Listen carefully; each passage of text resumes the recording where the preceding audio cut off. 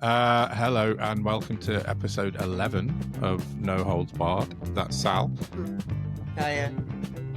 Hey, and I'm Don. And as usual, we're going to be looking at everything political, social, and anything else that takes our fancy at No Holds Barred. Thanks for tuning in again. We're getting there onwards and upwards into the double figures. We'll soon be hitting the magic heights of 20. Our subscribers are growing, our views are growing every week, so we really appreciate anyone that's watching and listening. It's absolutely fantastic. So absolutely.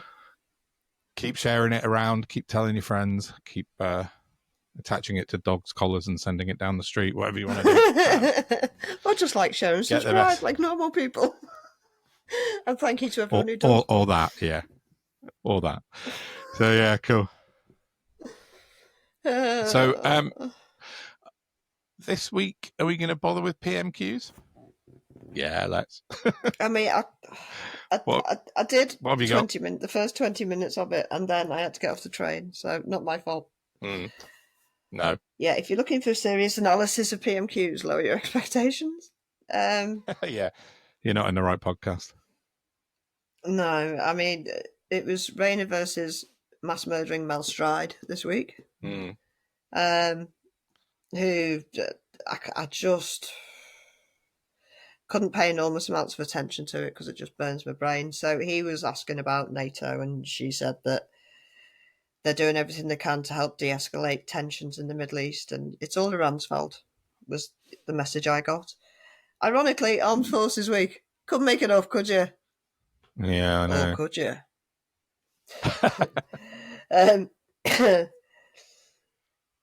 Mike Tapp stood up and basically said that the opposition are massive hypocrites because everything they criticise is because of what they did. And he was very right. And there was a raucous, and Lindsay Hoyle stood up and protected the Tories because that's what Lindsay Hoyle does. Did he really? I didn't see it again this week. I've been too busy. Oh, don't. There wasn't even a funny to be had that I saw anyway. No. Yeah.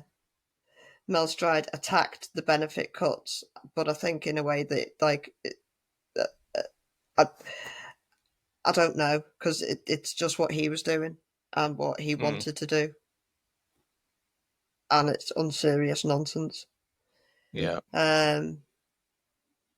Rayner said that they were investing £1 billion in getting disabled people back to work. But the maths don't add up on that for a kick-off, do they? Because there's no jobs for people who don't have disabilities and chronic illnesses. So, and you're taking 5-6+ billion off us. Yeah, it doesn't work. The maths just don't add up. No, it doesn't compute. And she was challenged, and she confirmed wholeheartedly that the vote will go ahead on Tuesday, regardless. And I think they've currently got 127 Labour MPs have signed a letter of amendment to the bill to pause it. I think it's gone up. While consultations are going on. Has it? I've not been online today. I saw Dr. J earlier. It was in the 130s, I think she said on Twitter earlier. So, yeah. So it's creeping up. So, I mean, there is a possibility they've called a 3-line whip. But that will really be putting his metal to the fire, won't it? If that's not... Yeah. Am I mixing me thingies there? Yes.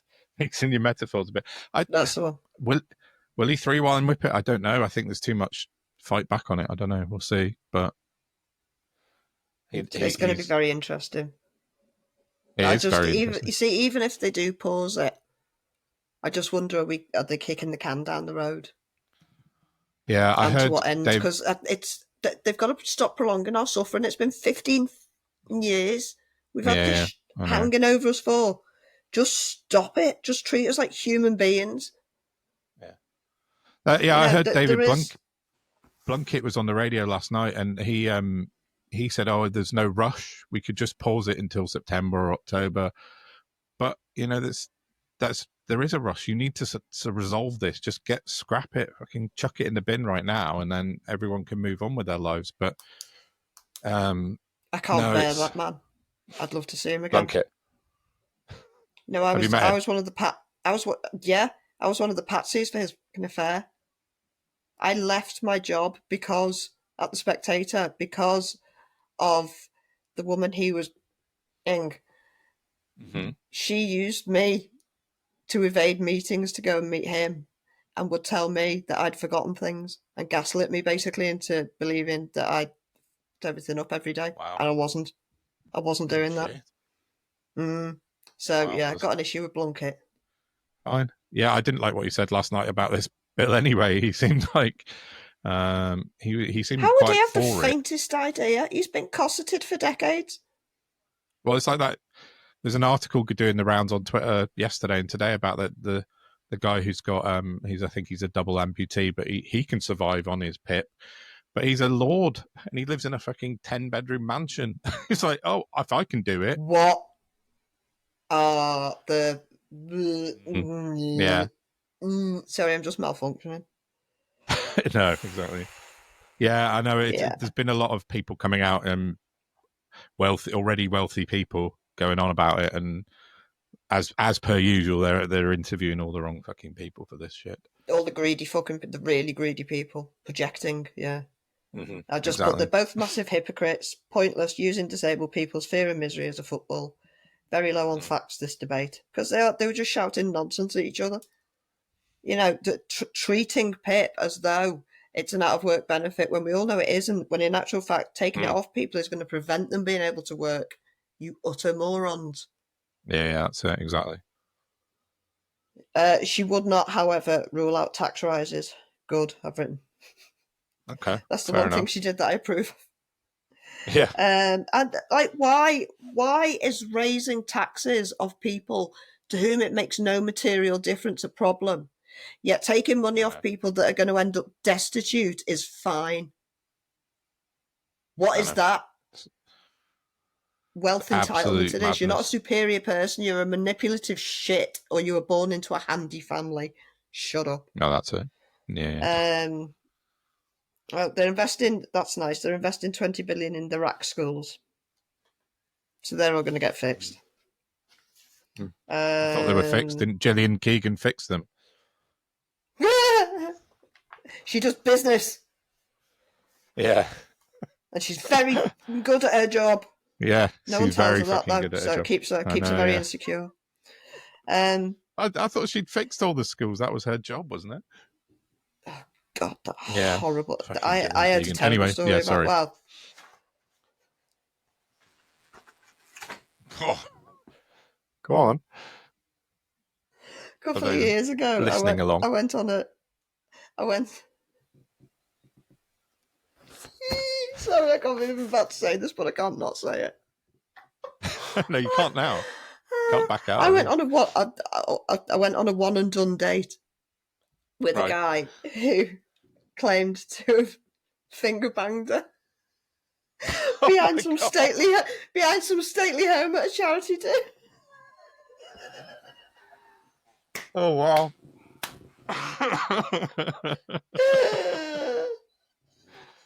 Oh my word. Well, that took a surprising turn. I know. Well, I didn't even know I was going to say it, so there we go. In fact, I didn't know she was coming up because she's not in my notes. It's your fault. You raised her. You must have. Sorry. You that did. Was just a random. Did. So that's entirely on you. Oh, wow. Okay, yeah, there we are. That's an exclusive for the pod. Hey, look, do you know what? If she didn't roam round like with a Rolex jangling off her wrist, I might be more inclined to give her a break, but fuck her. Yeah, fair enough. Oh, yeah, Daisy Cooper asked about, will carers allowance be ring-fenced after, the government have let them down so badly? Raina, again, she kept alluding to extra help, but there's never any foundation to these claims they make about there'll be extra help at the time. Honest to God, there will. Well, how about you tell us what it is and how you've costed it and what it's going to do? Because at the minute, the stuff that's there to try and get disabled people into work, like access to work, is an absolute nonsense. And I know that because I rang up to see what help I could get when I was trying to go self-employed. And I asked the guy if, I think at the time I didn't realise that I might be able to do it through Motability. And I thought at the time I'd be able to drive. No, I haven't got a chance, not in the near future anyway. But I said, will the access to work scheme help me get driving lessons to pass my driving test? And he said, no. But you can claim up to £60,000 a year for a taxi. What? What? What? 60 grand? And the man on the end of the phone went, I know, it's ridiculous. And then that's not, you're not guaranteed that you'll get that. You just have to apply for whatever it is you need for extra things, you know, due to your disabilities and what have you. And most people don't get anything, and a lot of people will get it for a year and then it'll get taken away, and it's a nonsense scheme. And that's what the Labour are now relying on to say, oh, there is backup for you. There's access to work. Are you messing? Wow. Yeah, so all avenues are a dead end. Daisy Cooper said something about Putin and the illegal war, and Rayner's response was, we're really pleased. I don't know who she was speaking on behalf of. We're really pleased POTUS is coming to visit. Oh, great. Nope, speaking entirely for yourself there. Yeah, exactly. Debbie Abrams, bless her, stood up, asked about Tory housing crisis. Will the government build more affordable homes? Seemed like a bit of a plant question, to be fair. Then Rayner said that she thought all children deserved a secure home, except for the ones living in poverty. Apparently, they don't matter. Yeah, of course. Yeah. So just that was it. I'm afraid that's PMQs done, because what's the point?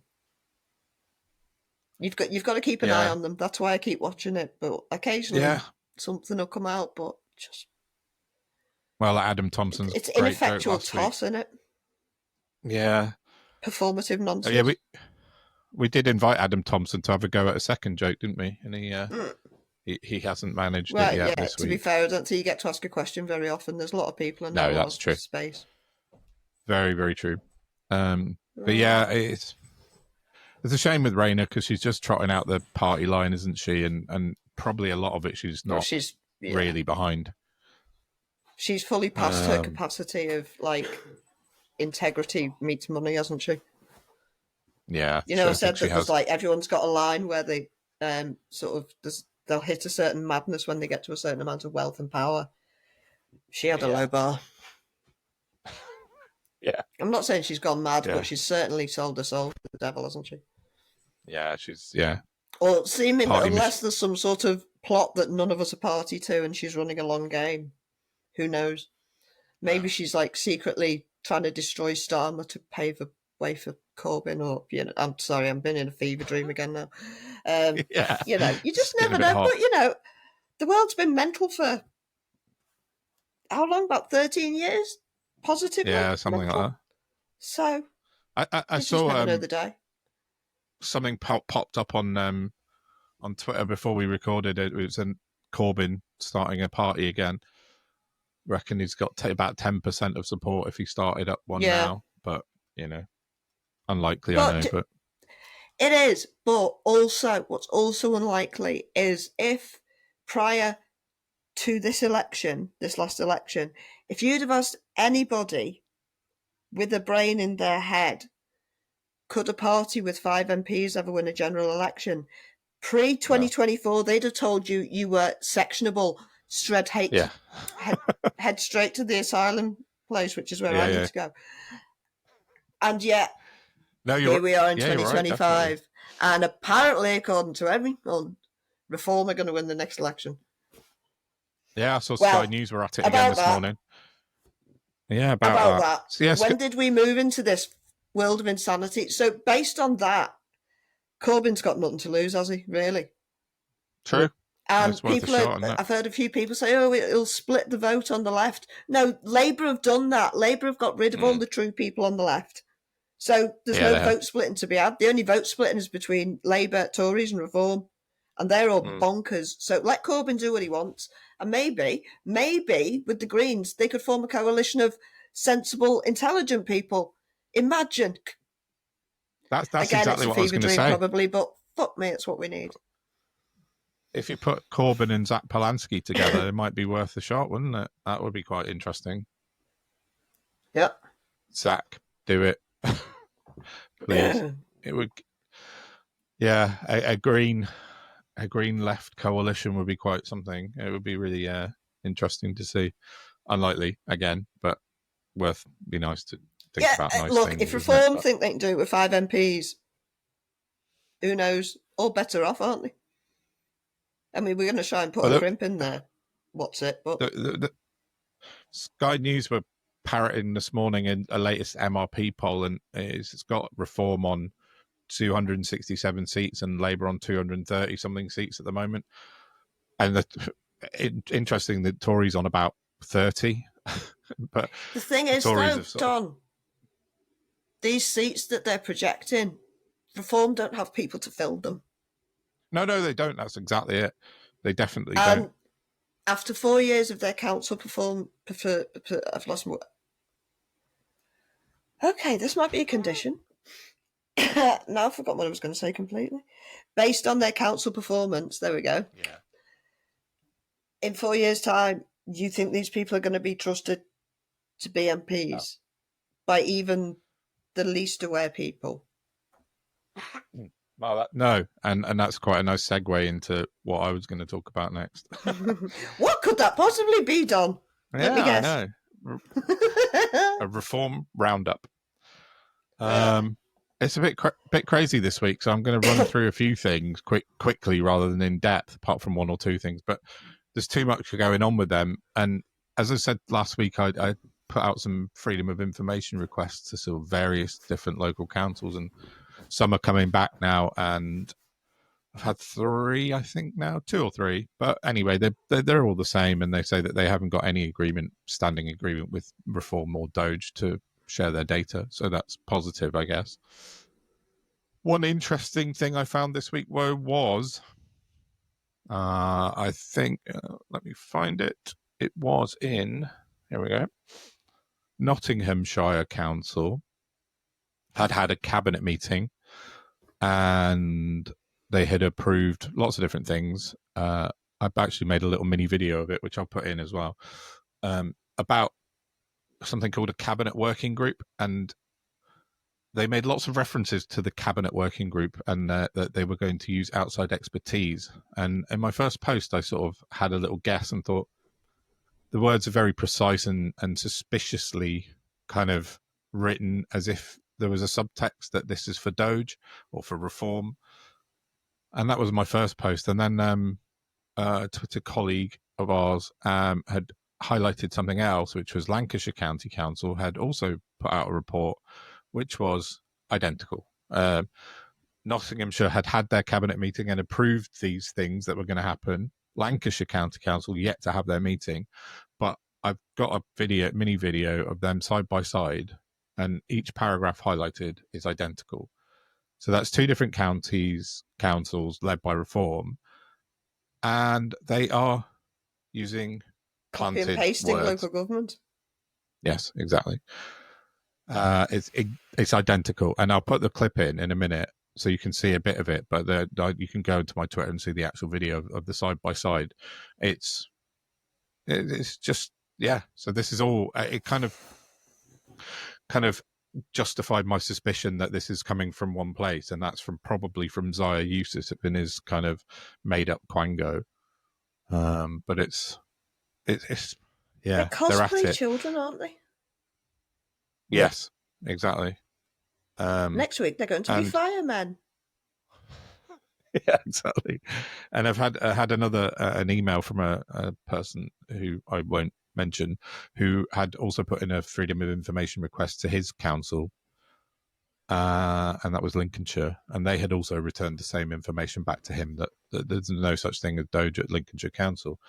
So we'll wait. As I said to you before the record, the really interesting one's going to be Kent when they come back to me with their freedom of information, because they're the ones that were the pilot, as it were, for Doge. And when they launched, they had Nathaniel Fried and Zaya Yusuf there around the cabinet tables. Yeah. I've got some information about him as well. But yeah, it'd be interesting when Kent comes back to see what they've got. So watch this space, basically. There's loads to come on this. And I now have a contact at a local council who's also emailing me just randomly out of the blue, which is quite nice. I will not divulge any information, but they sent me an email this morning with some extra information that I hadn't asked for. So I wonder if they're not big fans of reform. Decent people unite. Yeah, exactly. So I put it on my Twitter, so that there's an email address, and my DMs are always open. So if you've got anything you want to send us, drop us a message by all means, and we'll always keep it confidential. Never give out anyone's name if you don't want it to be. 100%. So yeah, so that's the freedom of information bit. In my notes, I put in other insane reform news, and it's Warwickshire County Council this time. There's lots of local county councils, and was it yesterday? Yeah, yesterday. The elected leader of Warwickshire County Council resigned, leaving his deputy now in charge of a £500 million budget at Warwickshire County Council, and he's 18 years old. He's an embryo, yeah. An 18-year-old lad. I mean, he's just now in charge of an entire county council. Coincidentally, one in which my mum and my brother both live, Warwickshire. So that's fun for them. Yeah. Inside knowledge, in a way. Yeah. It's well, incredible. If anything goes wrong. My son's 19. I wouldn't leave him in charge of the washing machine. Exactly. This is it. It's just mad, isn't it? 18-year-old in charge of £500 million budget. And where did all the other councillors go? I don't know. I just don't know. Did they just abandon ship and say, sod this for a lark? Or... He can't be the only person in an entire council. Well, no, I mean, he's just now the head of it. It was the leader that resigned, and then his deputy was this 18-year-old. Is he like interim head? Is he like interim? I mean, what the... I suppose. It's just like the leader resigned, and this guy, this 18-year-old, somehow was the deputy in the first. It's a bit like Darren Grimes is deputy of Durham County Council. So this young lad, at least he's a fully formed adult. Your brain doesn't finish growing till you're 25. That should be paid, I know. Attention to. I think it will be. In some cases, it stops when you're a lot younger. Yeah, true. Yeah, I mean, it says he's got a budget of 500 million, revenue budget of 500 million pounds to look after, and 1.5 billion pounds in assets he looks after now, which is quite the. It does say he's interim leader. Tell me what an asset is.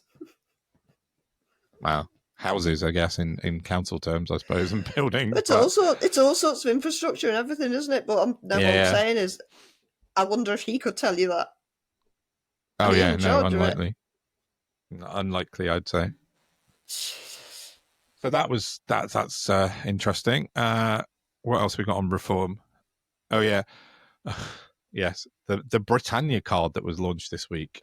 This was fun. Oh, I mean, that was an epic fail. But they doubled down, didn't they? Oh, they really did. So in case you're not aware of this, Nigel Farage and Zai Yusuf did a press conference. They love a press conference. They're doing them like 4 or 5 a week. But this one was to launch a new financial policy, which was the Britannia card, which was intended to entice, I guess is the word, millionaires and billionaires to come back to the country if they've already left, non-doms basically.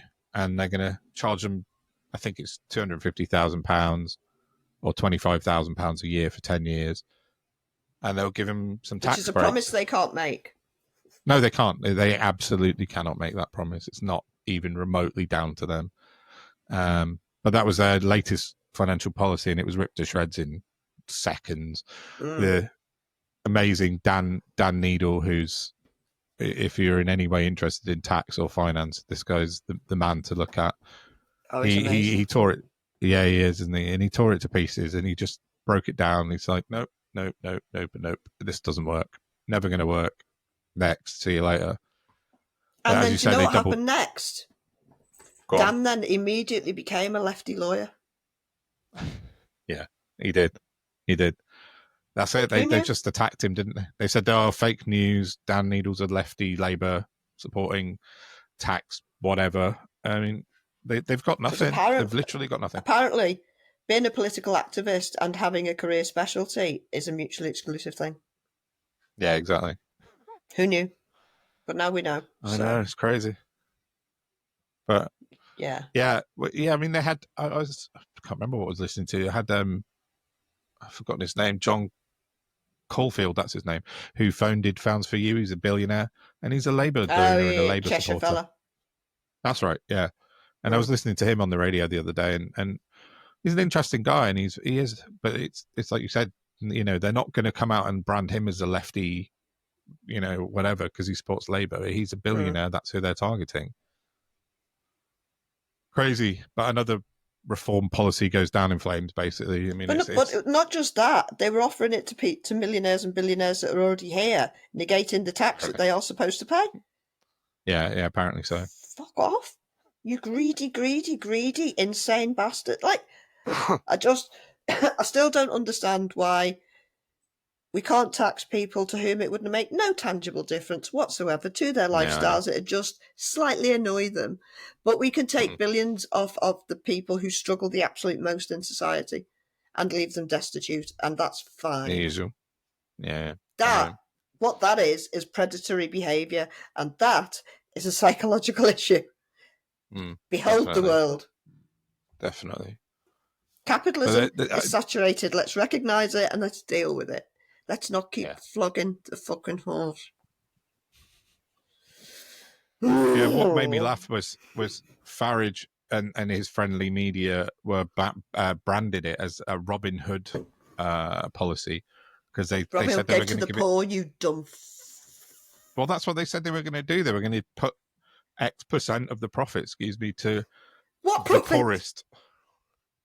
What profits from charging somebody 250 grand over 10 years compared to the arbitrary, out the top of my head, 5 million they were going to pay in tax? You I know. Fudging idiot. But that's basically I know nothing about economics. That bit's not hard, is it? Exactly. Yeah, exactly. If I can figure it out, then Jesus. It's just not hard to work it out, but they have to keep trying to come up with policies because that's what people in politics do. But absolutely every single time they come up with one, particularly economic ones, they're just rubbished within minutes, and then they just go away and come back with another one. It's not hard to build a policy to do something. All you got to do is figure out exactly what your end point is and then de-engineer it backwards. That's how I work out everything anyway. Because it's logical and it makes sense. Yeah. They're not doing that because they don't have an end point. They're just disruptors and contrarians. Mm-hmm. And they're just doing the bidding of the rich people that aren't completely establishment landed gentry.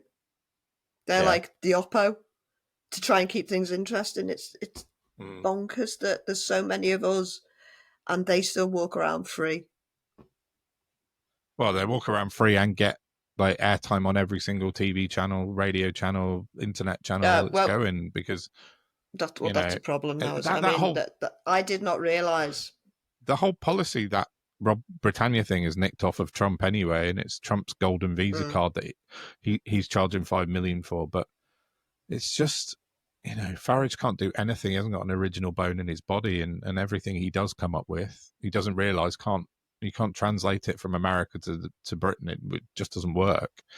No. But he populist, isn't it? The populism takes over everything, and he's just going to shout loudly and use his client journalists. But that was that. It was easy. That was an easy one to get rid of, and rightly so. So I've got two more things on reform. So let's quickly. So yesterday, a YouGov poll on voting intention, and it was broken down. This was interestingly into people with jobs and people that are retired. So the people in the workforce against people retired. People with jobs, Reform are on 24%, with Labour on 27% in that poll particularly. But amongst the retired, Reform are on 36%, and Labour on 13%. Do you know what retired people do? They buy newspapers. Yes, yeah, you're right. Yeah, definitely, and they listen to LBC. Pardon me. So about that assisted dying bill. Sorry. Yeah. So Joke, clearly. I'm joking. I know. We're allowed to joke still, aren't we? I don't know. I can't remember. Yeah, we are.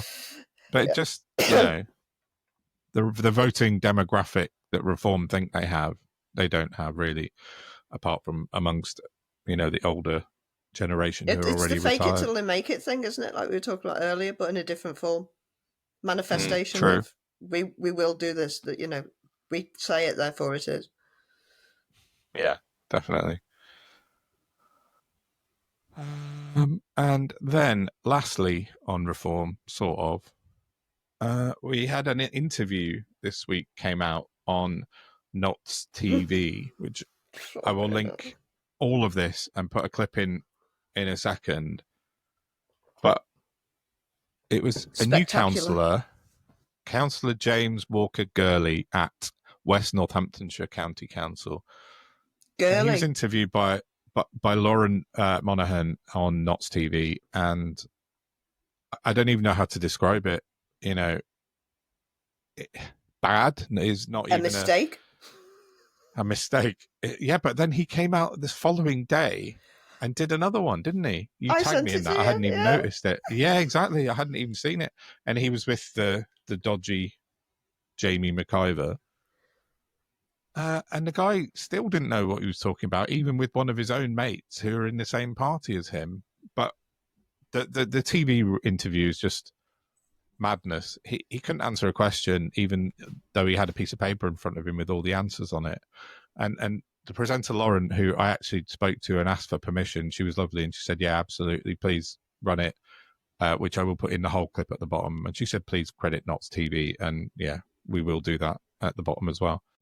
I'm looking forward to working with EMCA on a range of issues such as transport, skills and economic development to bring investment into the county. So how do you, at this standpoint, as also with the new authority, how do you see the relationship with EMCA moving forward?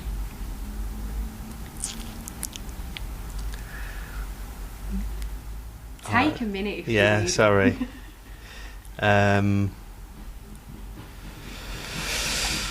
I don't know what to say to that. Yeah, working closely with them. But she was very patient with him, and she talked to him, almost kind of held his hand through the interview, and he had his notes in front of him. Oh my God, the script reading was beyond. And he still couldn't answer the question. He was reading from a script that was probably holding a piece of paper up. Written by ChatGPT, because apparently that's what they do. Apparently, which feeds back into what you were saying about the duplications and stuff. It's it's not good. But sorry, just to go back to a point before, I don't think I finished it, was that they don't have any good policies because they don't actually want to do anything good. Oh, I did say they just want to disrupt, didn't I? So I did make my point. But no, you did. Yeah, but it's worth making again, definitely. But they don't even want to. They don't give a shit about potholes other than trying to get donations in from JCB. Yeah, exactly. I mean, they should be like a classic example of how not to do anything in life. Yeah, that you've just done another unintentional amazing segue into my next thing that I wanted to talk about, which is talking of not fixing potholes and not being asked to do anything in their job. I had a look at Darren Grimes this week because everybody knows who Darren Grimes is, right? He's I don't even know how to describe him, but it's a shameless narcissist. Yeah, that seems like a pretty excellent description. Yeah, let's go with that. But I'd noticed that's what I said to his face this week, anyway. Yeah, I noticed that he's been on Twitter a lot, and sort of a few other people have mentioned it to me as well. And so I kind of thought, okay, let's just do one of my little data analyses on it. So I had a little look at his tweets going back to May the 1st, because that's when he got elected as a local councillor and a bit later on as a deputy leader of Durham County Council.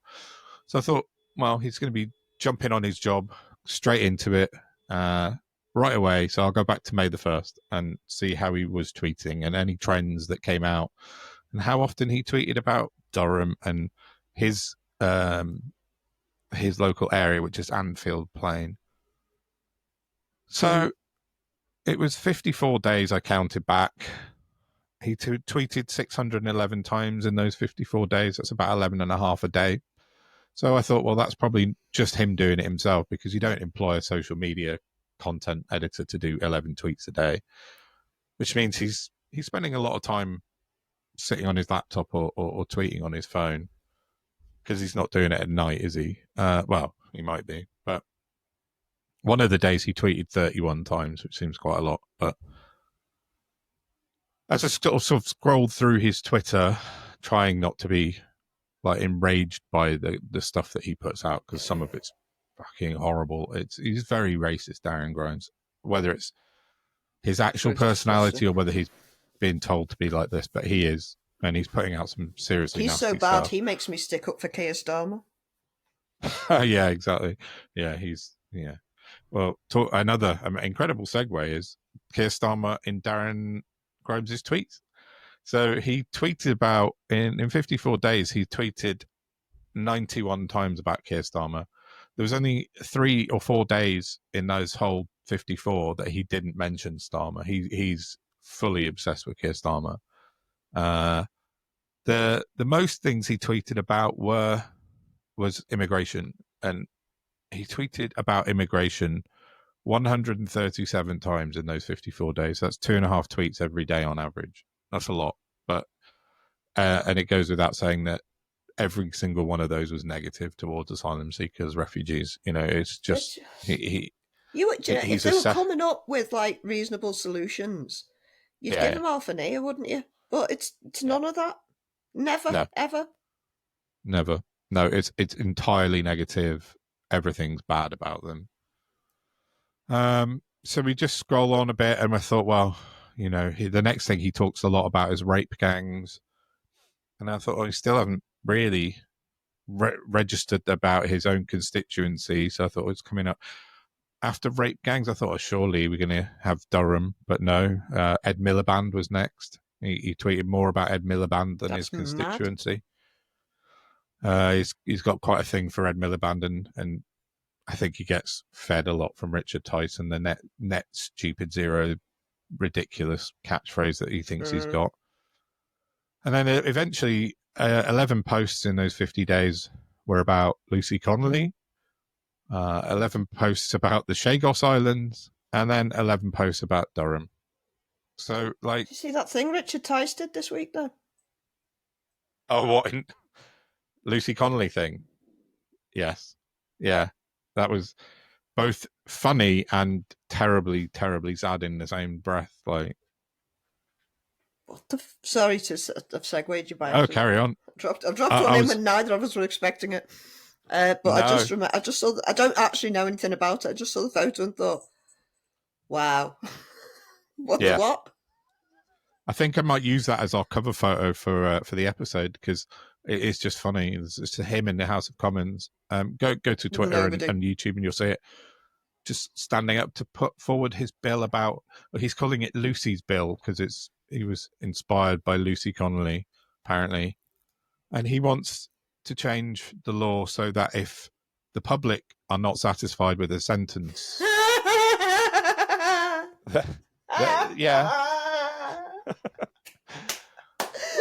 they can. I'll just go and get John down the street. I just need his opinion on this case.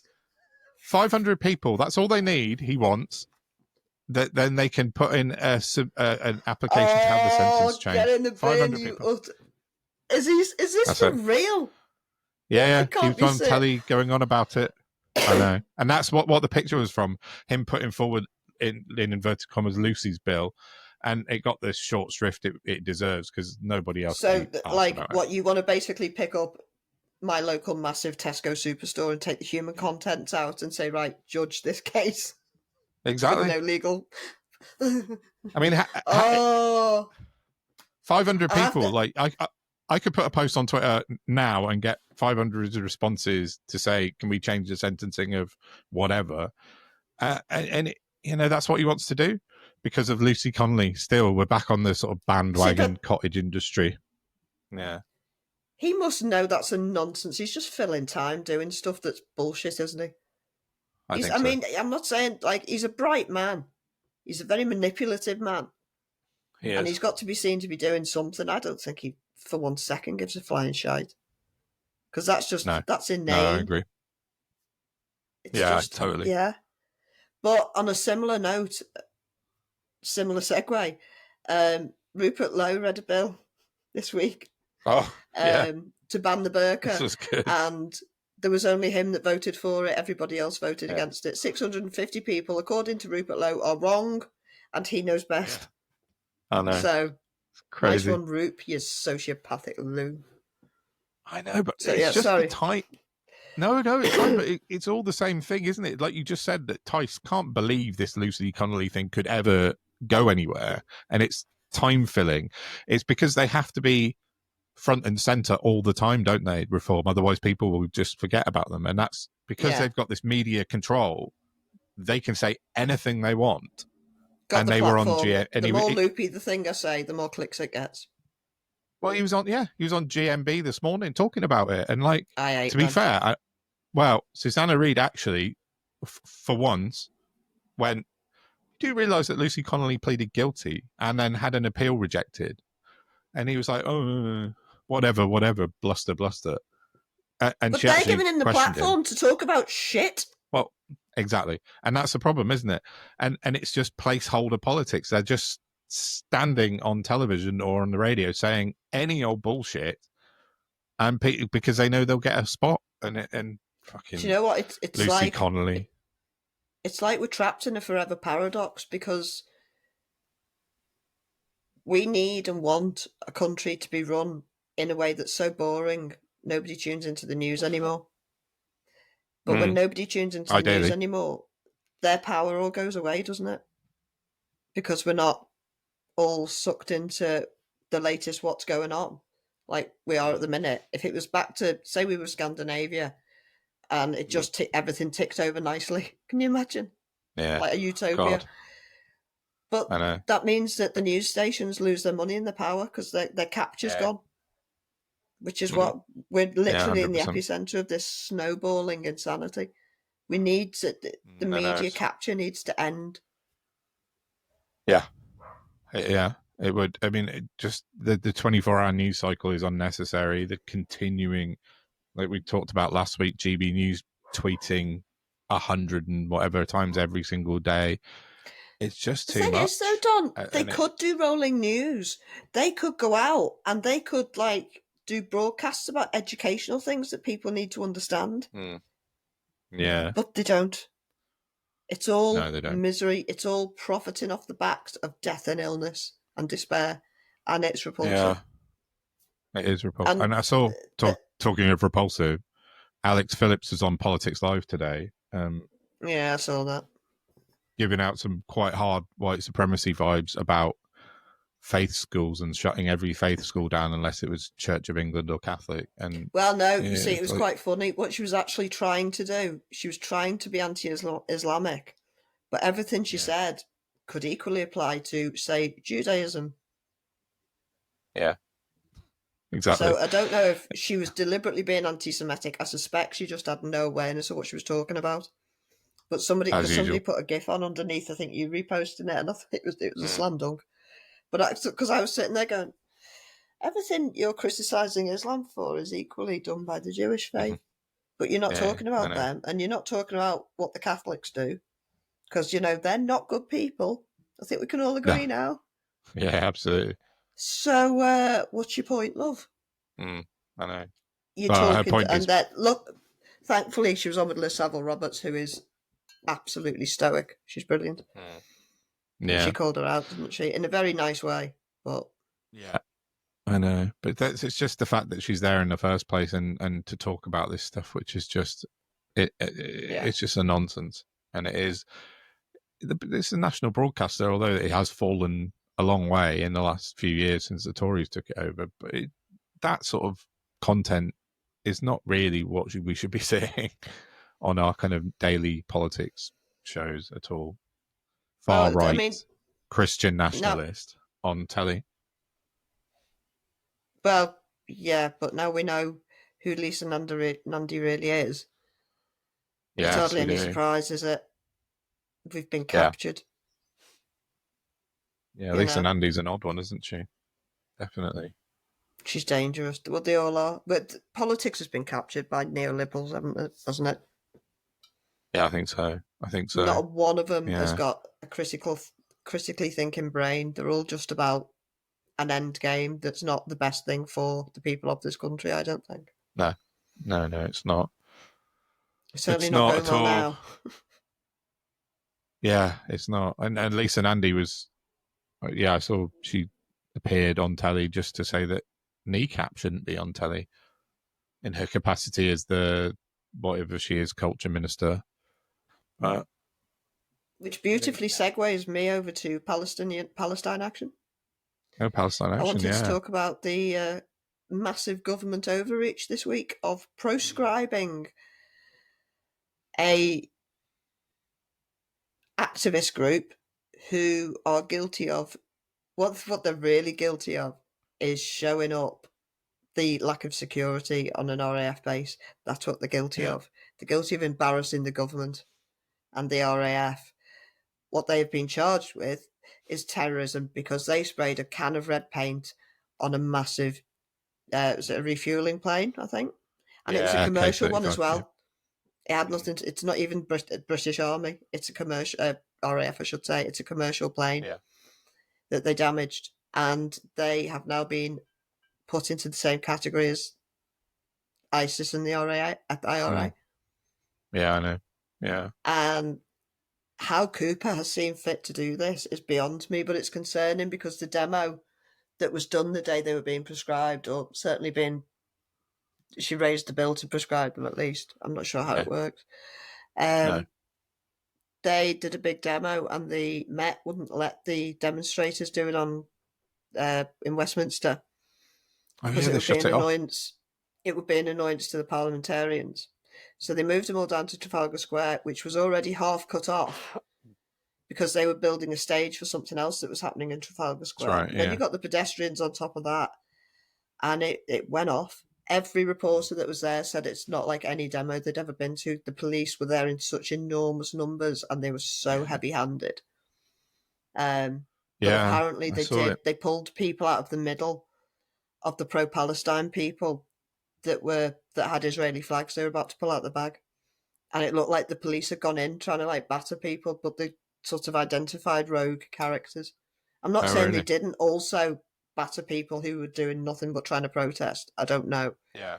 But there's a lot of Jesus Christ. I mean, it's all terrible. It's not looking at getting any better soon. No, it is. It's sort of the result of months and months and months of the government tying themselves in knot over the whole Middle East situation and Gaza and well, they're lying, isn't it? And yeah, and they can't bring themselves to criticize Israel. They can't bring themselves to support Trump's bombing Iran. They can't. They're just in a fucking mess. They're all over the shop, like on their geopolitics, and Starmer's been off around the G7 this week, hasn't he? Sort of kissing up to Trump. He absolutely looks the part of a statesman, but when it comes down to it, he can talk the talk and he can walk the walk. Has he got the balls for it? Has he shite? Has he shite? He should be having an opinion, not assuaging lunatics. That's not the right word, but doing the bidding of. Yeah, that works. Yeah. No, the whole situation is just a fucking.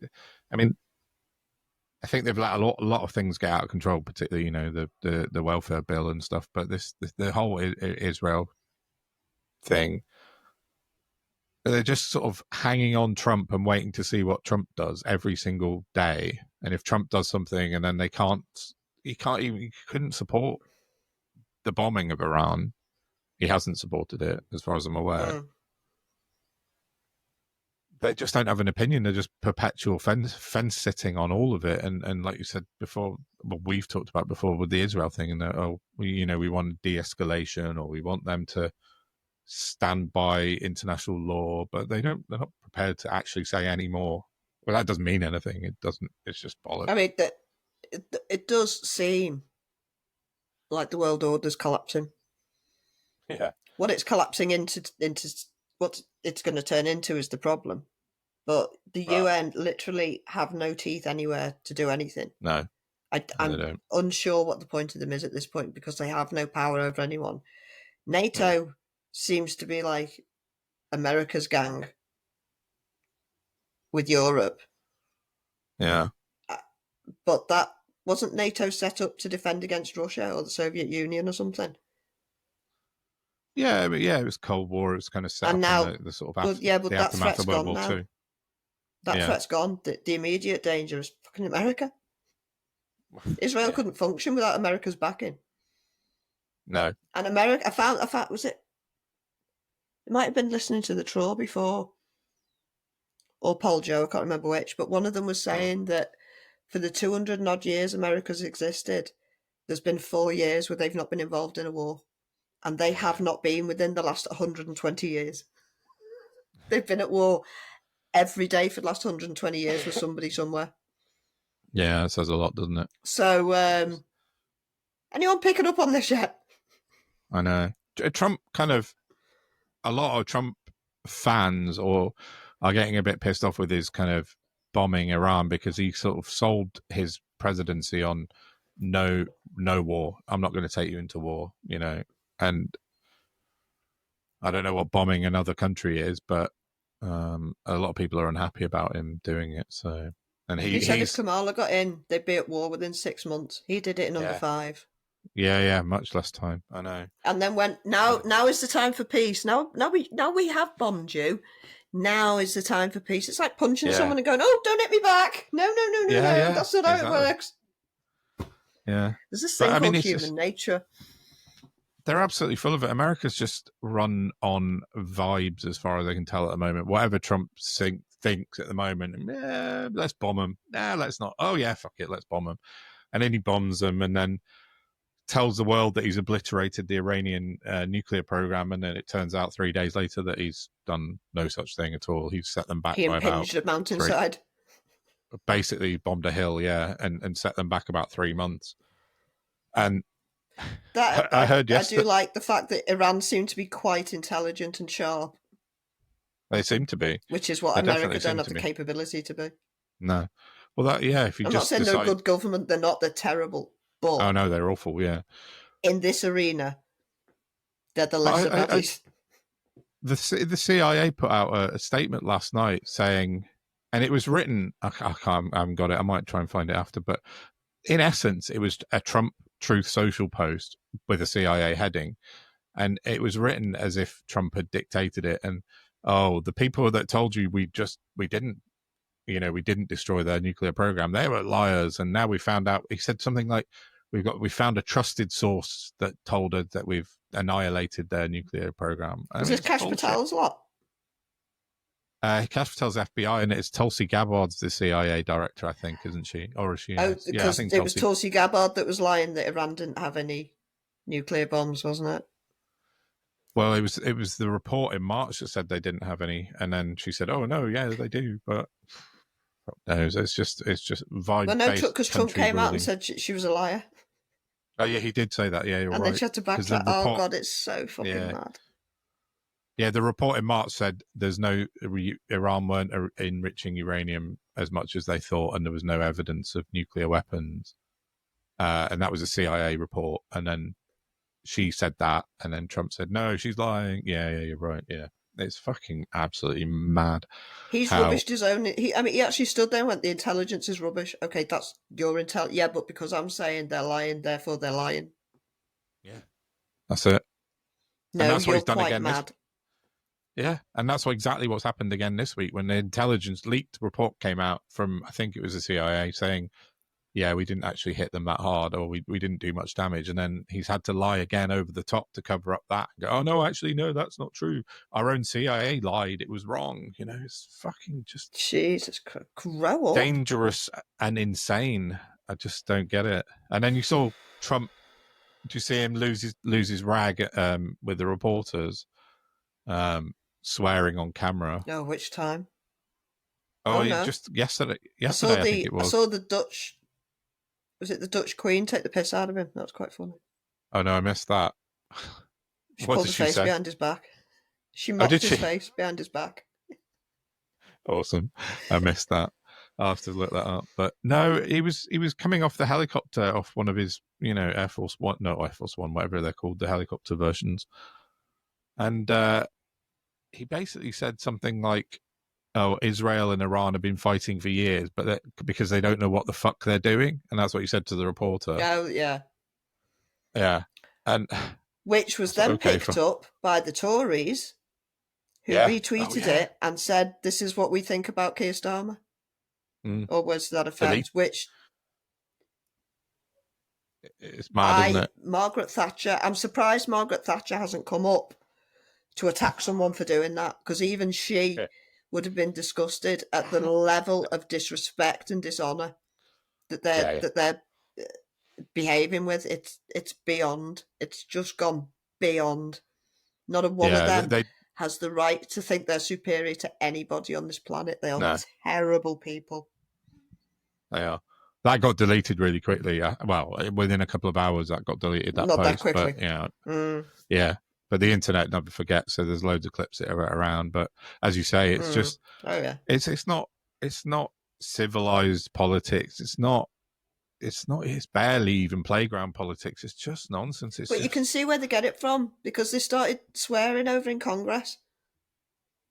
Yeah, I don't know if you've seen any of the hearings, but they've started effing and jeffing in Congress.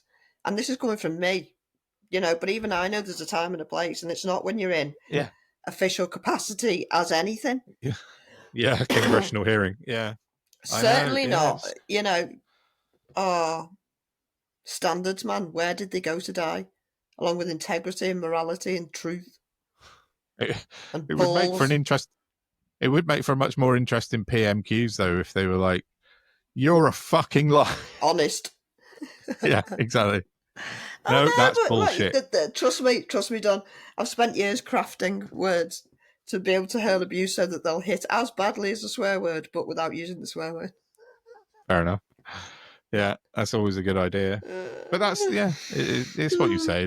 There's no decorum. There's no civilized debate anymore. It's all gone out. Everything about it is improper. It's all improper. Yeah. And there's a reason we do things properly. Yeah. Because when we don't. Well, everything goes to. Yeah. You get Donald Trump in the Situation Room with him launching bombs on another country with a hat that said Trump was right about everything on it. That was on his cap when he was launching a bombing attack on Iran. I mean, that's what you end up. That's the end game, isn't it? Where you end up like that. So, yeah. But the F-bomb that he dropped was interesting. MAGA technically need rescuing.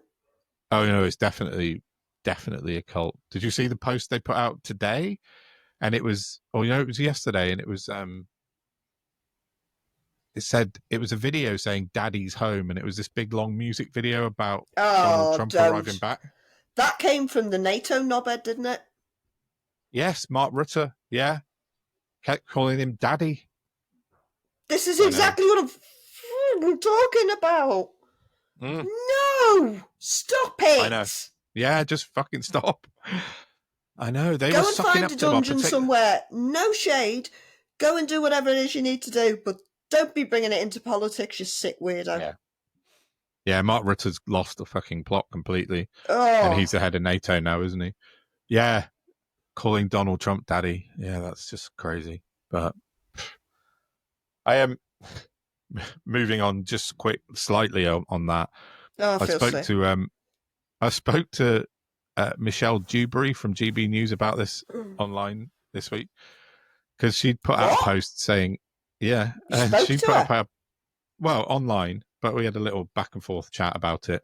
And I asked her about this F-bomb, because she put out, let me find it so I don't do her a disservice. She said it was about the Trump saying, they don't know what the fuck they're doing. So he said, so many people are having a meltdown about this, saying it's unpresidential. But then she put a laughing face, but hold on, does he have a point?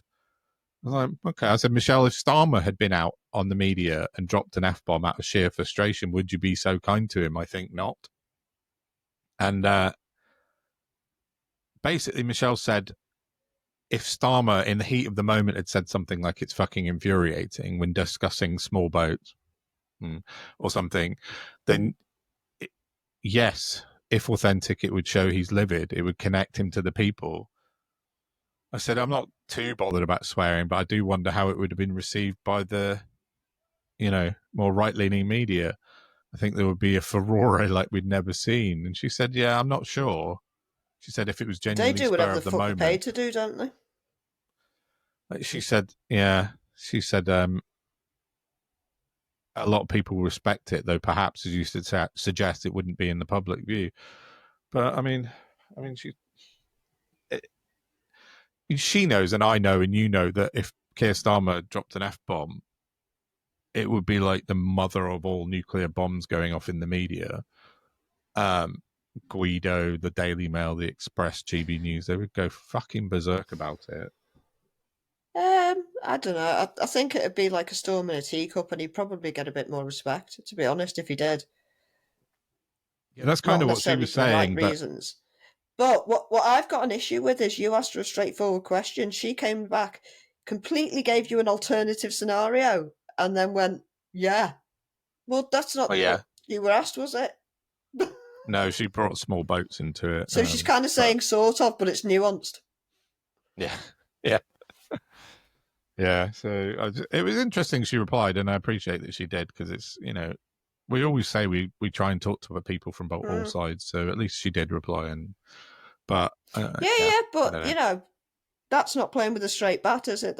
Here's a false equivalence. No. Yeah, it was a false equivalence, but what can you do? That's what the right, especially people like GB News, do, isn't it? Excuse me.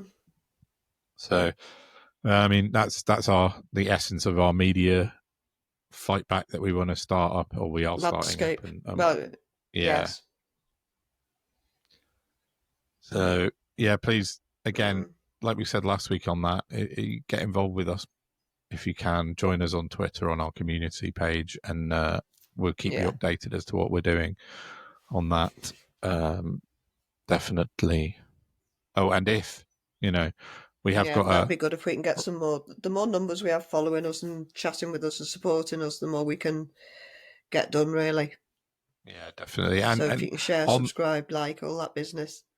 Yeah, and we do have a Ko-fi coffee page if anyone feels like helping us out, because it would be much appreciated and go towards our sort of campaign and really kind of gives a little helping hand with anything that we need to do. And we're doing it for the good. We're not doing it for ourselves. It's that's the main thing out of that. And then we just want to stop living in psychotic times where, you shouldn't need a PhD to be able to watch the news and to untangle it. But you do. No, you do. And it's wrong, and it's exhausting. And, people are tuning out because it's too much, and I get it. And they're doing it to protect their own mental health, which they need to. But that's not the kind of world we should be living in. No. It's insane. It's literally the definition of insanity. Yeah, it is. So, we've just got to keep talking about it and keep pushing forward and keep pushing at the right people. Yeah. We know we're doing well because Don's got himself a little stalker, haven't you, love? Which one? I've got a few now. Well, the Doge one. Well, the guy, Nathaniel Fried, yeah. Yeah. He did a bit of a looking into me and found some old websites of mine that didn't have a privacy. Well, he thought didn't have a privacy policy on, but they were just needed updating, which I did, and they're fine. But I have another contact on Twitter who I won't mention, who's messaged me privately, and they are being harassed, should we say, online by this guy. They're really trying to Nathaniel Fried is trying to interject into this person's sort of private life, and they're not just private. FYI, Nathaniel Fried is the guy Don did an expose on with the crypto a few pods back.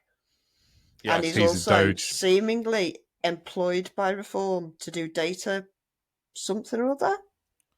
But that isn't on his bio. There's no link to Reform in his bio. It's all a bit weird. No, he keeps saying he's not part of that anymore. But then Zaya Yusuf was on telly, I think, on Monday this week, or if not, it was last Friday, and he was asked if Nathaniel Fried was coming back to Doge, and he said, yeah, he's coming back. So that'll piss on his chips. Yeah, exactly. Did a bit. So yeah, he thinks, I don't know, with him, he's obviously a bit rattled by what we talked about, because he was definitely rattled by what I wrote about him, and I don't appreciate him trying to look into private people's lives. Focus on me, that's fine, because I don't give a monkeys and I've got nothing to hide. Leave other people out of it. It's not fair on them. Unfortunately, we're not dealing with decent people, and No, they will fight back in any way they shape or form they can. Yeah. So we're just going to have to. But it's like we were saying the other day. Neither of us got anything to hide, which is what makes us so dangerous. Yes, look exactly. into me all you want. What you're going to find me medical records. Best of luck. Yeah, that's it. Yeah, I got nothing to hide. Keep going. You won't find much of very interesting things to find out. It's all out there. Whatever you want to look for. But I think as you said, we're doing the right thing, and it's rattling some cages. And I've had some interesting new follows. I had loads of follows this week, so thank you. I've had nearly 2,000 this week, and I know, it's brilliant. including That's an ex-Tory amazing. MP. Go you. I know. An ex-Tory MP, Mark Jenkinson. Him as well. Interesting. But, I've got lots of followers on both sides back? of... I haven't, no. Good. Because I don't want to. Yeah, exactly. Hey, why would I? No. Sorry, Mark Jenkinson, if you are listening, but that's not for me to do. But yeah, I've got to a point now. Really... I'll follow somebody back if I interact with them. Otherwise, I don't. It's just too hard. It's just too many bots. It is. Yeah, that's the problem. It is really hard, especially when you're getting loads at a time. Yeah, so if anyone's watching and I owe you a follow back, just let me know. Yeah, definitely. Same. Send a wave or something, and I'll follow you back. That's for definitely sure. But all support is really, really appreciated from both of us, I think, and from the pod. It's like we need to crowdsource some intelligence, and I've had loads of cool people like message me this week about the things that we're doing and little tips and things that they've spotted. So keep it up. There's a contact on Twitter who's from Wales, who's absolutely determined to stop any kind of reform interjection into Wales, and she has started some investigation into local councillors in Wales reform. So she's going to keep us apprised on that. And anyone that's got any information, but it's not Lou. No, I'm not going to say who it is. No. I don't want to mention them. They're keeping themselves private for now. And yeah, well, anything that you have, send it to us, and we'll try and put it out. And absolutely, we'll always credit if you want it, and we won't credit if you don't want it. Exactly, that's it. The more, the merrier, definitely. Mm-hmm. So I think. So are we?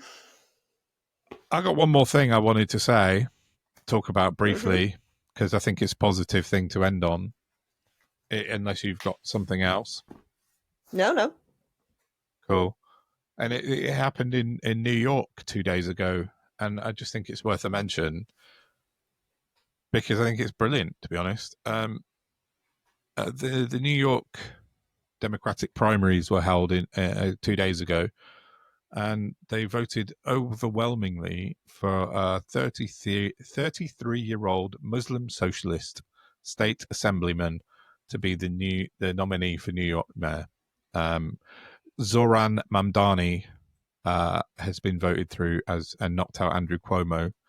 So he's really upset that apple cart in the Democrats in New York. This guy's good. I've listened to him speak, and he's brilliant, and he reminds me quite a lot of Jeremy. Yeah, he just reminds me a bit of Corbyn, a bit of the good people in our politics. We talk about Zach Polanski a bit. I think he's a good guy, and Jeremy Corbyn's got that ethic, and this guy really seems on that kind of ilk, and I just thought it was a really positive thing that a ray of light coming out of America, where it's really, really dark at the moment. So Zoran Mamdani is one to watch. It's hope. I hope. Yeah, absolutely. No, it was really good to see that. Definitely. Although, I mean, it has, as always, led to some insane criticisms from the usual people. Tommy Robinson was out quick. Oh, for God's Talking about sake, why can't Sadiq. he just give it up? I know. He's tweeting from Tenerife this week. It was Bahamas last week. Still haven't seen his family, as far as I'm aware, since he came out of jail. He's just been on holiday. But anyway, yeah, Laura Loomer, Marjorie Taylor Greene, Charlie Kirk, all the usual fucking Nutcases. idiots, basically being racist. And Donald Trump said he called him a communist lunatic. So that's something. And yeah, but I think that the most sinister was Stephen Miller, who's the White House Deputy Chief of Staff. To be fair, he couldn't look more like one of Hitler's friends if he tried. Oh yeah, without a doubt, he's definitely. He looks like he's always dressed for a rally. Yeah, SS uniform, straight up. Mm. I said he looks horrifying. like the grandchild of Nosferatu in a broken lamppost. But yeah, he's definitely SS, and it would be like if you put Matt Goodwin in charge of something. Matt Goodwin in charge of like some policy in government. Correct me if I'm wrong. Haven't Labour got their own Stephen Miller, who's a similar kind of character, but has hair and is fatter? Let me just check. Which one? Because I'm sure I've blocked him because he bad Zio and always happy to just poke the bee's nest. Absolutely. Let me just. Yeah, who's that? But I think I might be getting the names mixed up. It does happen sometimes. Yeah, definitely. Like some good news for New York and good news for America, and I hope he does win the mayoralship for New York. Oh God, They'll when have is their it? own. Oh, I'm not sure actually. Let's find out quickly, but I'm not sure. I'll find that out and we'll talk about it nearer the time. Definitely. The main thing is I can't find the British Stephen Miller. No, well, we can find it and have a look next week. No, but I blocked him because he's just a piss taker. He's just not a serious person. He's absolutely pointless. Is he an MP or a SPAD or? Labour, that might help. What you'll find SPAD, I think, or like a campaign manager type thing. Oh, no, right, okay. it's probably because I blocked him, which would make sense. I can only find the American one.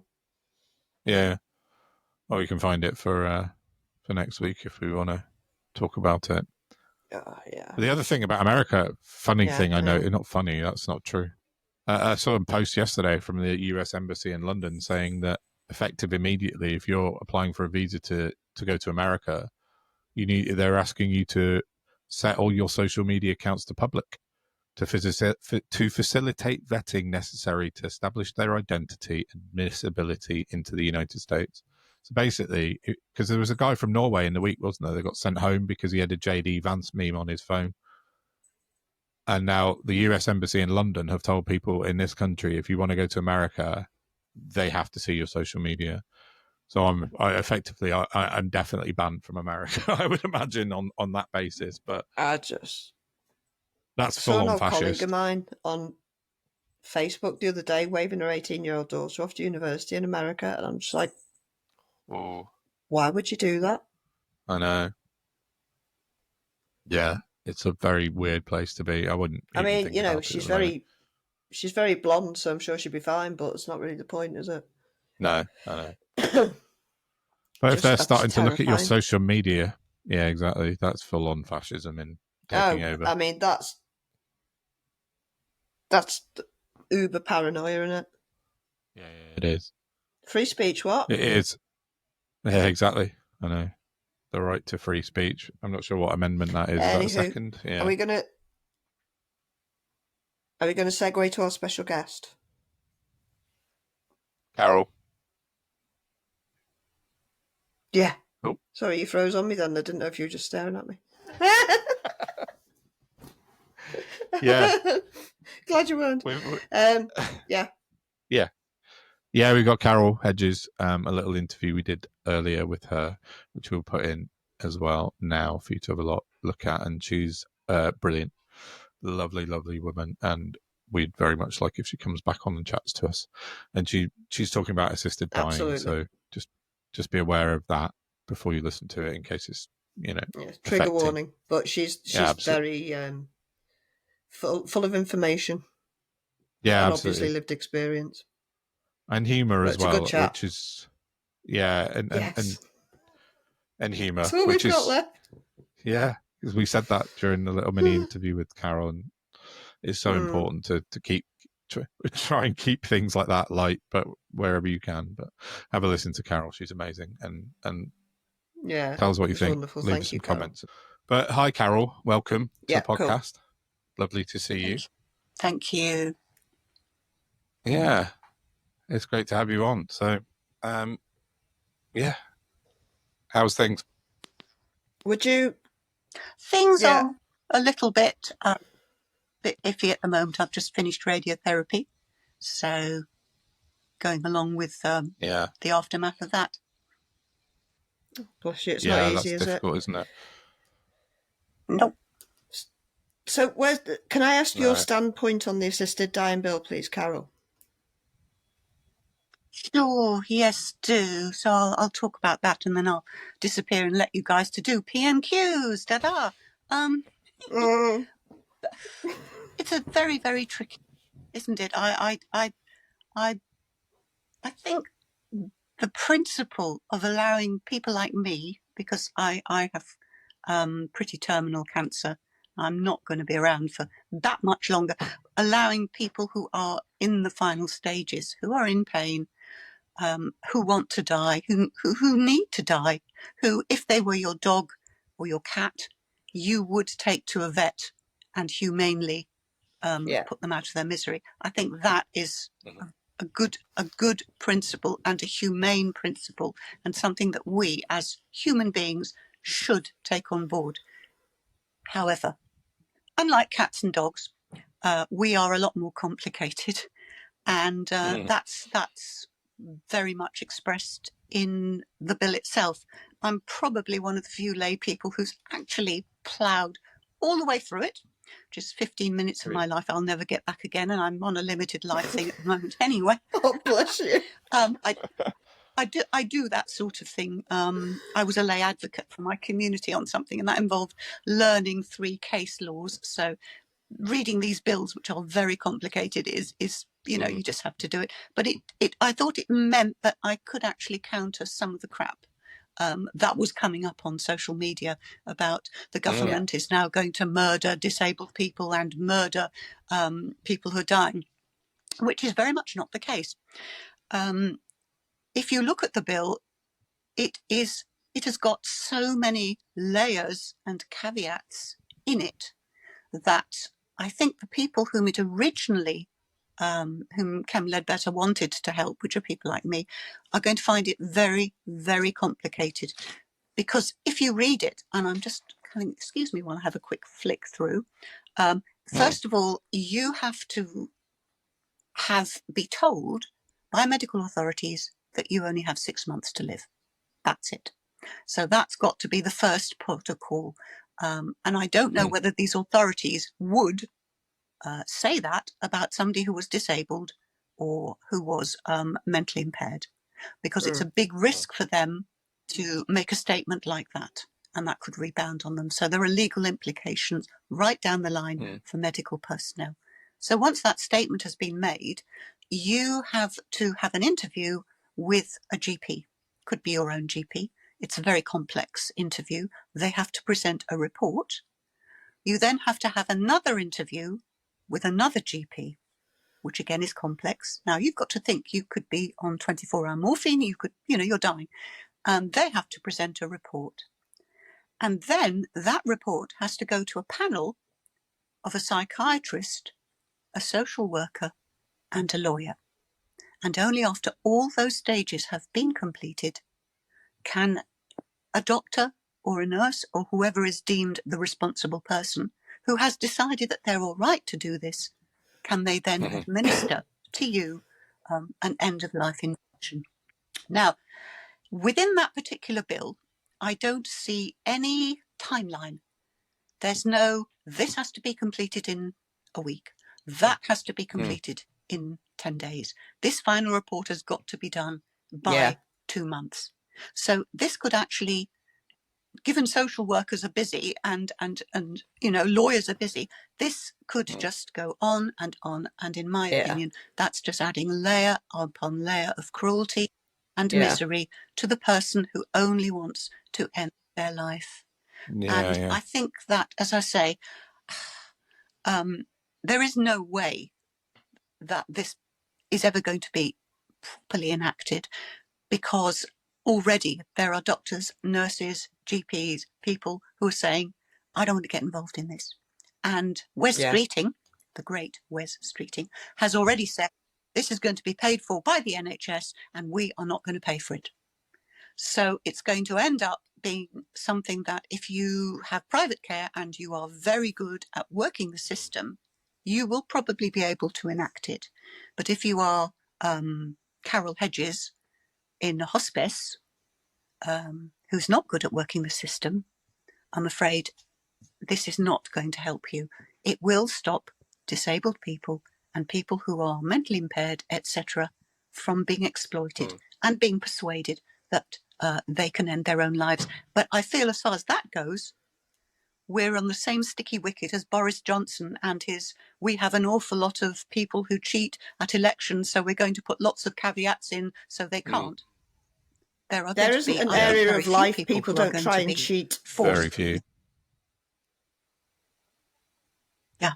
We're going back to PIP. We're going back to all of these things where millions and millions of people are illegally doing this, doing that. But in actual fact, probably very, very few are. So my thinking on that really was to, well done for the principle, but I don't think it's going to actually serve the people in reality that Esther Rance and Kim Ledbetter. Yeah. And I mean, to go to Switzerland now costs £15,000, and there's also an awful lot of paperwork to fill in to do that. So I think people are going to now, either they're going to endure the last types of forms of death, or they're going to do what people do now, which is you hoard the medicines or you starve yourself. And if that isn't the ultimate cruelty to these people, I don't know what is. And this is all from Harold Shipman.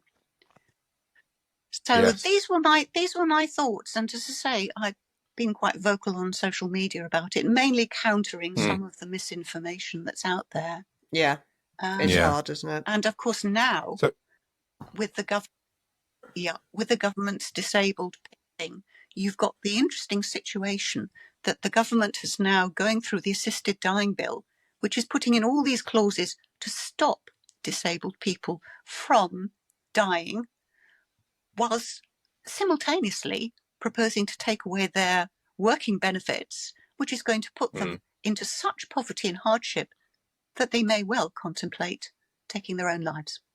Oh, they will. There's about 3 people a day. That's enough. DWPC off about 3 people a day under deaths of despair. And it's an absolute scandal that's waiting to break. Yeah. There's no joined up thinking going. There's no thinking at all, I don't think. What sticks in my craw, like you were saying Carol, before. Oh, sorry. You okay? No, carry on. No, what really gets my goat is that all of this necessary legislation, it's actually not about the suffering people. It's about stopping evil, terrible people taking advantage. And they're the people that all these laws have been put in place for. And still, so the focus is still not on the person who's suffering, as it never is. And like you say, we're now back pretty much where we were when we started. Yes, and the evil people will continue to be evil and to do what they do, regardless of the law. We see that in every sort of area of life. So you can legislate against it, and you can put in the caveat, and you can put in the controls, and the people that want to get round it we'll get We'll round figure it. a way. And Yeah. and yeah, absolutely. So that's what I thought I would come on and talk about. I don't know how much longer I have. I'm going to go on campaigning and annoying Nigel Farage for a few more months, I think. Please do. Please Excellent. do. Can I ask you 2 questions about it, Carol? Yes, do. And then I'll let her go and take my next load of drugs. Sure. The first one, the way you're describing it seems to me like it feels like it could be ramping up towards a Dignitas kind of model within the UK. Basically, the rich can afford it. And like you just said, it just feels like we're going to end up with Dignitas UK, effectively. Is that how you kind of perceive things going? Yes, I think that's a big possibility, because if the NHS won't fund it,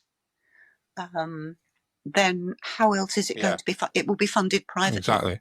The other side to this is that no development or money is being put into palliative and hospice care, which is a lot of them are charities. So again, if you've got the money, you will be able to get round this. And if you don't have the money, you've just got to suffer. Yeah. And you may not even have a hospice, because a lot of hospices are closing. Yeah. I do sound cheerful, don't I? I'm so sorry about that. No, it's it is the Happy Hour podcast after all, kind Carol. of light and breezy, though, isn't it? It's quite. Oh. Yeah. And we've got on it. You've got to make it funny. Yeah. Yeah. You've got to laugh. I mean, You have within to reason, try, but that's it. Exactly. Jesus, they've stolen absurdity. And just the other question I had was around. Sorry. Go on, Don. Yeah. One more question was just around the 6 months. I mean, I know a bit about medicine and doctors, and I have lots of doctor friends, and they've said to me, I've asked specifically about this, that they'd be really, really reticent to give a 6 month diagnosis. It would be so rare to get that final 6 month timeline put on, stamped into it. So that would then kind of, I think you sort of mentioned it earlier, but kind of negates the whole thing, really, if you haven't got that 6 months stamp. Yeah. And well, yeah, it's so really the bill basically isn't going to work. Yeah. And That's it's what a it sounds shame. like. It really is a shame. There's some really fabulous people that I follow who are in the last end stages of their lives. And it would be a kindness to them and their families if they could just, as I put it in my book, go airside. Go airside. Yeah, that's a nice way of putting it. That's lovely. But yeah, it's a strange, there's too many loopholes to get out of this, I think, for the government, isn't there? Anyway, there you go. Yeah. Thank you so much really for your time, good to talk Carol. to you both. Really appreciate it. Really good. I'm glad Carol. we made the contact, and we'll do this again sometime. We'll see how this bill goes, and maybe we'll return to it. And have another when you're more than welcome. Up to it. Anytime Brilliant. you like. Okay. Anytime. Mwah. Take care. Yep. Yeah. See you guys. Bye. Cheers, darling. All right. Bye-bye. Bye-bye, Carol. Thank you. Yeah, definitely. So on that note, I don't think I've got anything else. No, I think we're done. It's quite a lot, though. It is quite a lot. Hey? It's about an hour and a half. Yes, an hour and a half. Did I say about the meetup on the 6th of July? No. See, I've gone skimmed through my 5 pages of notes and missed that out. Okay, right before we end, a few weeks ago I put a post out on Twitter saying about maybe having an in real life meetup in London, because I'm in London for the weekend on the 5th and 6th of July. So I decided on the 6th, Sunday afternoon, 2 p.m. in central London. I'm not going to go any more with the details other than that for security reasons. But there's a few people who want to come. I'm going to be why. Yeah, exactly. There's a few people want to come. Lots of people have DM'd me already, and I'm going to be there, whatever. So if you want to come and meet up with me and some other people from Twitter that you might have seen and meet them in real life, we're going to be there on the 6th of July at 2:00, central London-ish. But if you want to know the exact location, drop me an email or a DM and I'll send you the exact time. Yeah. Well, it's only Oh God, it is couple of actually weeks near. away. I know. Yeah. Looking at It's nearly July. It's July in about 4 days, is it? Yeah. So oh, shut up. Oh, I know. So I don't feel like I've had my money's worth of this half of the year. I'll be honest.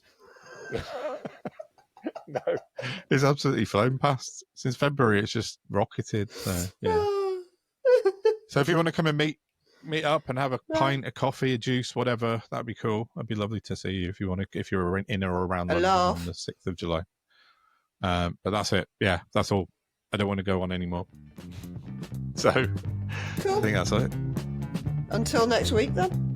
Please like, share, subscribe. Please do. We'll see you next week. Maybe we could get 100. Get up to 100 on YouTube this week. Yes, let's do that. We only need another 20 or something. So yeah, please, let's get us up. Cool. Right. Thanks, I'm going to say everyone. bye then. Adios. Yeah, see you next week.